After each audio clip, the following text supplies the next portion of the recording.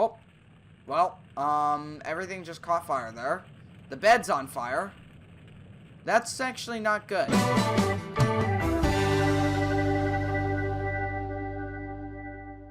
Hey guys, welcome back to another video, and in today's video we are back in Floating Sandbox, and today we are continuing our Build the Ship series. Now before we get started, we're going to go ahead and look at your suggestions from the last video, so let's go. Now we're going to start out with Andy Happy Guy. Now you may have seen Andy Happy Guy before, but I'm going to use his comment again because this is such an interesting one. So Andy Happy Guy suggests, since we're not doing a name at the moment, we should give the ship a hull number. Now this is such a good idea, I didn't even think of this myself, so thank you Andy Happy Guy. We are definitely going to give this a hull number, and we'll go for 403 since that is the date we started building the ship. So this one comes in from Bowblocks Destruction Rick Astley. Yeah, that's a pretty interesting name there. So can you make the fireman and stoker beds? So yes, we are going to do that in today's video. We're going to add them in the bow of the ship, so that'll be very cool. So let's move on to the next suggestion. This one comes in from Sebi, and they want to see a boarding lobby or a purser's office. So I think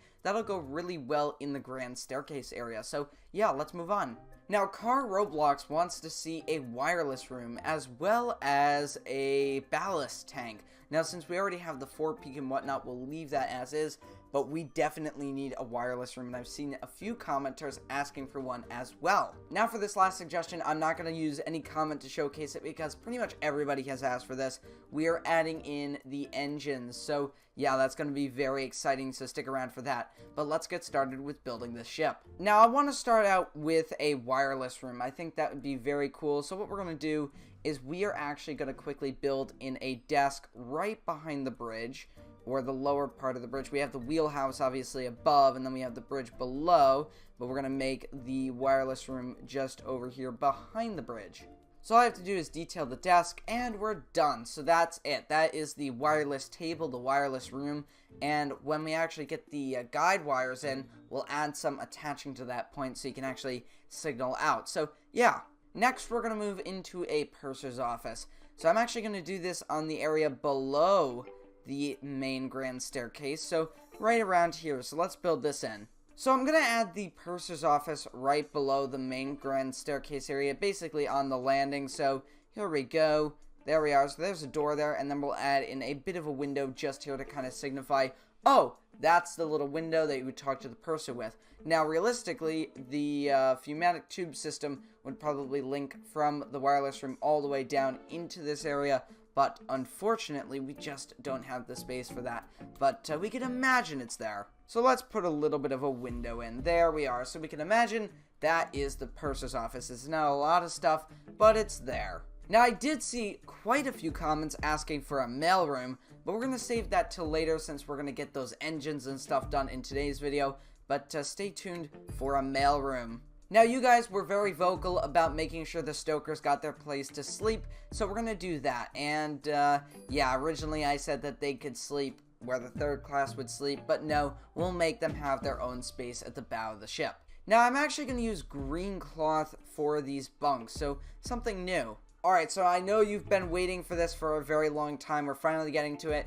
The engine room, so let's start building. Now, we are going to use a reciprocating engine. I know that was something you guys really wanted to see, so we're doing it. So currently we're going to make the base of the reciprocating engine, and we're going to only put a few in. We're not going to do the full 4 like Titanic had, because that's just too powerful for this ship. It's not a big ship, this one, so we don't need all of those. We can put 2 in, and that should be good, and then we can add a bunch of machinery back behind that. Now we're going to have that piston moving down, and obviously that's going to connect into a rotating piece, and then obviously that's going to rotate the propeller shaft. Now, I don't know exactly how a reciprocating engine works, but I do know that steam goes in, it moves the pistons, it rotates the little connections to the propeller shaft, and that runs through the ship. So that's the basic understanding of it. I'll also make some connections here to the propeller shaft, so it's not just sitting there without any support. Now, obviously, we need to connect in some steam pipes, so we got to run those from the boilers as well. Now, we'll make these steam pipes yellow here, so there we are. And we'll actually run them right through here, and then down. Now we can also have some steam connecting to the ventilation system, so we can hook that in as well. Now I'll connect some other random pipes in here just to kind of detail it up as well. So I'm not sure what this pipe would be used for, but I don't know.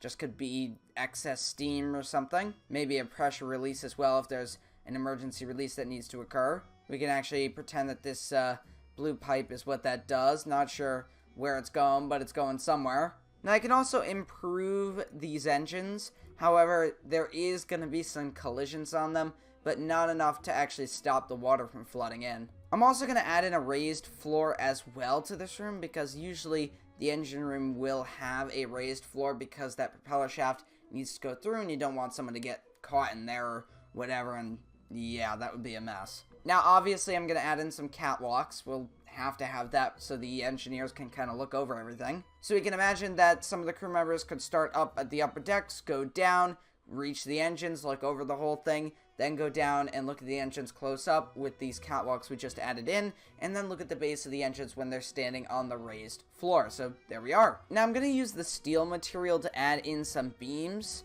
They look pretty good, so I'm going to add these in. And there we are. So yeah, those beams look really good on the model as well. So let's go ahead and let's do a bit of a sinking, and I love how that engine room looks. It really does fill out that space. So let's sink it. Now let's imagine, now stick with me here, that a ship rammed the side of the ship. So let's just say the bow pierced the engine room and the ventilation area.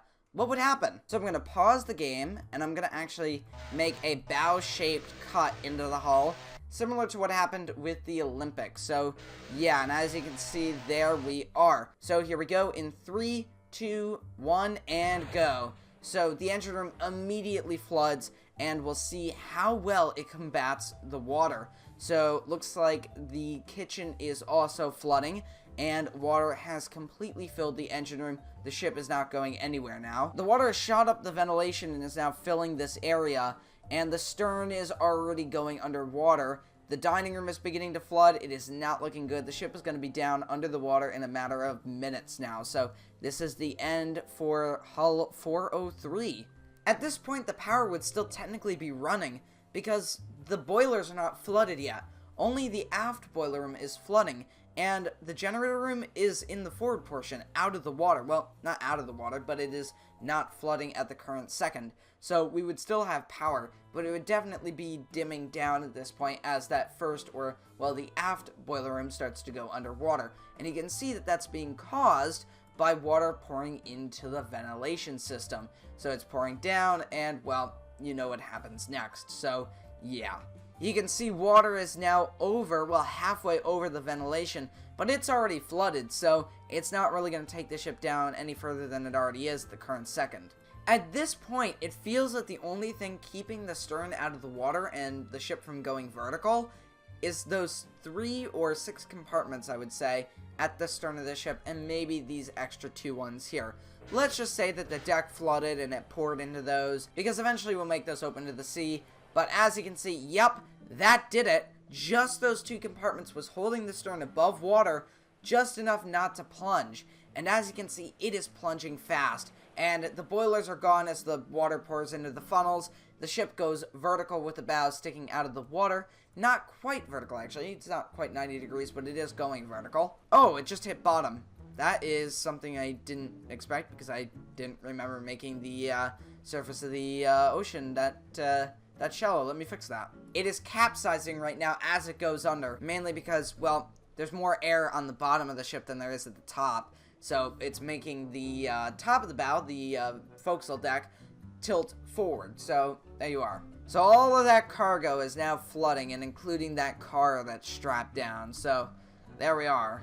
So even though it sank, it stayed afloat for a really long time, which is awesome. But what would happen if we flipped it? What if the collision happened at the bow? And also, what if it was an electrical spark? Oh, well, everything just caught fire there. The bed's on fire. That's actually not good. I did not intend this. I was just playing around with the electric spark tool, and things are now on fire. The first class cabins are now beginning to disintegrate. Uh-oh. Well, there's only one way to fix this. More fire. That should get rid of the wood easily.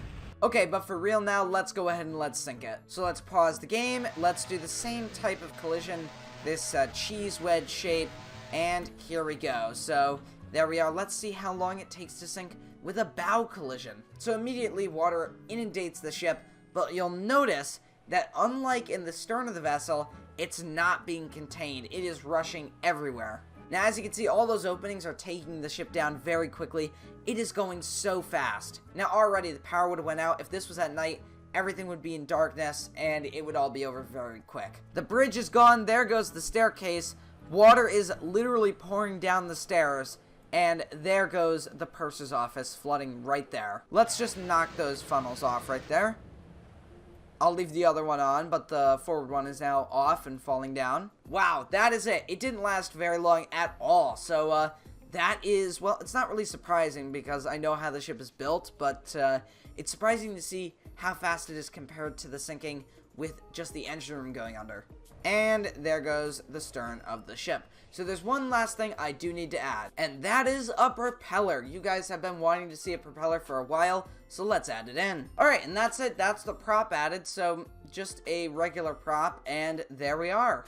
Now, as usual, we're going to blow this thing up, and you can really see how this is transformed since we started the ship. You can see almost every space is decked out minus the stern areas, but we're almost done, and eventually we're just going to add some power. We're going to add the ropes, and we're going to rename the ship.